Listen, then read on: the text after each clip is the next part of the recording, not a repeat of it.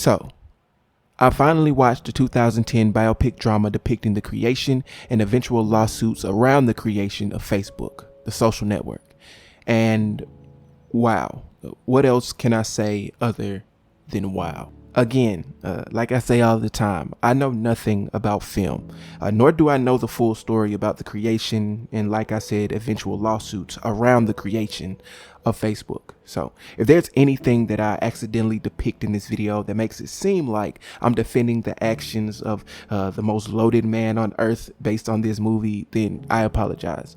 The goal of this video is not to analyze it is to analyze the characters, but it's not to give you a reason why they are how they are.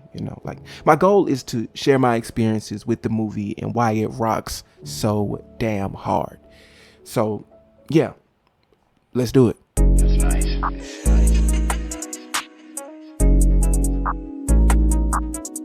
Yeah.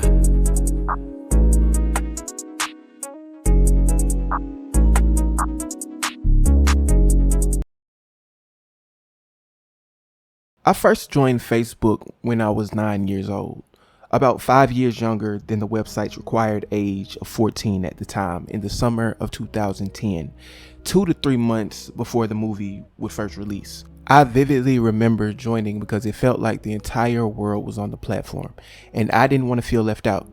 So essentially, I lied about my age and became the youngest looking 29-year-old in human history.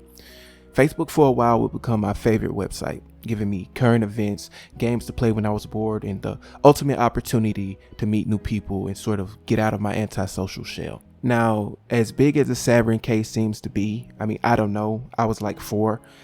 I would grow up with Facebook's bigger and albeit more serious scandals and allegations than the ones depicted in this movie. I admittedly completely ignored this movie throughout my teenage years because, honestly, it didn't really interest me.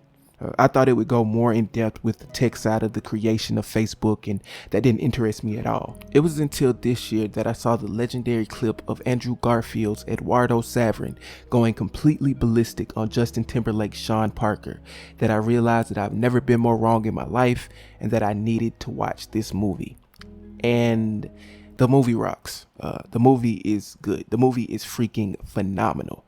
The scenes are well acted. The dialogue is well written. The setting is submersive. A film about friendship, business, betrayal, jealousy, greed, and the love of the internet.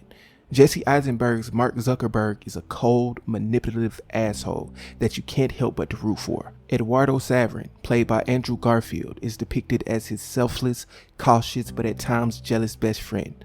The chemistry that these two share on screen is otherworldly. How Brenda Song wasn't shot into super duper stardom after this movie, I'll never understand. Her role as Christy being one of my favorite characters in the entire movie. And then we have Justin Timberlake's Sean Parker, depicted as a wolf in sheep's clothing, seeming to be driving a wedge between our two best friends as they venture out to take over the world. Now, I also enjoy that I'm finally able to watch a movie set in college that isn't hypersexual or just played for laughs. As a college student, this movie makes me feel smarter. The Harvard atmosphere mixed with all the smart words and algorithms and talks of money. It makes me feel like I was a part of the student body myself. I watched this film and wanted to create a Fortune 500 company out of thin air.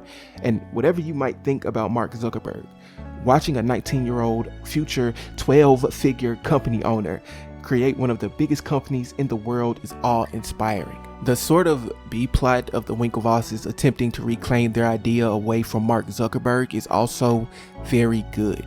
It does a great job at showing Zuckerberg's more ruthless side. Watching the twins chase Zuckerberg's at some degree stolen creation just to walk away with, well, I can't believe I'm about to say this, with the amount of money I have in my bank account, but nothing, was very entertaining. I'll never understand how movies do the one person plays a set of twins thing, but Armie Hammer does a great job as Cameron and Tyler. But what I think The Social Network does best by the end of the movie is showing us all the decisions that led up to the final settlement, and that the moral decisions that Mark made up to that moment weren't so black and white. Just think about it. A nasty breakup, a lost best friend, and a quote-unquote stolen idea led to him becoming the youngest billionaire ever, and to him running one of the most successful companies of this millennium. In the final shot, as he continues to ironically refresh the page of Erica Albright's Facebook, in that moment, he wonders to himself, was it all worth it?